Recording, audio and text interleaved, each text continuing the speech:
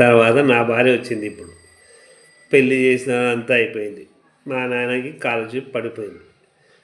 నేను కిల్లర్. నేను కానీ మా నాన్న నేను చదువురా చదువురా చదువురా అని మా నాయన చెప్పినాడు, చిలుకకి చెప్పినాడు. కొట్టినాడు. ఏం చేశాడు, బట్టలు ఇప్పేసి కొట్టేసినాడు. మొద్దు వేసినాడు, గొలుసు వేసినాడు. మొద్దు వేసి గొలుసు వేసి తిప్పినాడు. అందరికి బట్టలు ఇప్పేసి చూపించి అంతా చేసినా కానీ ఇడిచిపెట్టాలి నాకు. లాస్ట్కి తెంపేసి ఇంకా కాలే.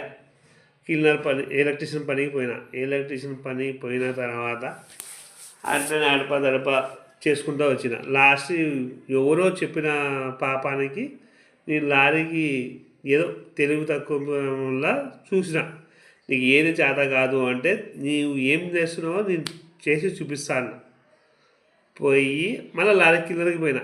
కింద పని చేసి మళ్ళీ వాని ముందనే డ్రైవర్ అయినా, వాని ముందనే వానికన్నా 2 రోజులు ముందు నేను తెచ్చిపెట్టిన బండి.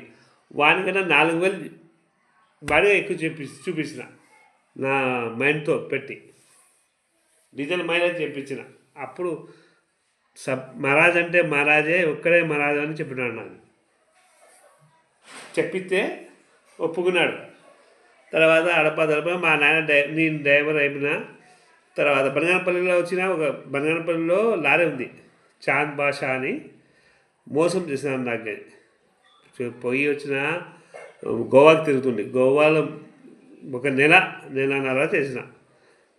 ఒకసారి పట్టబడినా, అది కర్నూలులో పట్టబడినా అటు 12,000 కేసు రాసినాడు. దానివల్ల ఆ 12,000 నా నెత్తి మీద దొబ్బినారు. ఏసో కడుపు చెడ్డది అని డ్యూటీ మీద డ్యూటీ చేసిన అంతా వచ్చేసిన. ఎవరికి నమ్మనిక లేదు. సొంత తమ్ముళ్ళు, అక్కలు, అత్తలు ఎవరికి నమ్మనిక లేదు. డబ్బు అటువంటిది. వచ్చినాను, చూసినాను, అంతా అయిపోయింది. కర్నూలునే చేసుకుంటా వచ్చిన. మా నాయన కాలొచ్చి పడిపోయింది, చూసుకోవద్దు, ఏమీ లేవు. మా నాయన ఒకరోజు మీద ఉన్న రోజు చెప్పిన, నాయన ఇప్పుడు నా కాడ డబ్బులు ఏం లేవు, నువ్వు సస్తావు ఈరోజు, నాకు తెలుసు ఖచ్చితంగా ఈరోజు సస్తావు, నేను ఎవరు కాడపోవాలా, డబ్బులు అడుకోవాలా అని చాలా ట్రై చేసిన.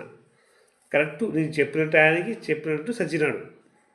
కానీ ఆ డబ్బులు అప్పు తెచ్చి మా బావ కాడ పోయి డబ్బులు చూపించి, నాకు ఇది తెలియదురా కంత్రి నా కొడక, డబ్బులు చూపిస్తే అప్పుడు వచ్చినాడు నా ఎంట.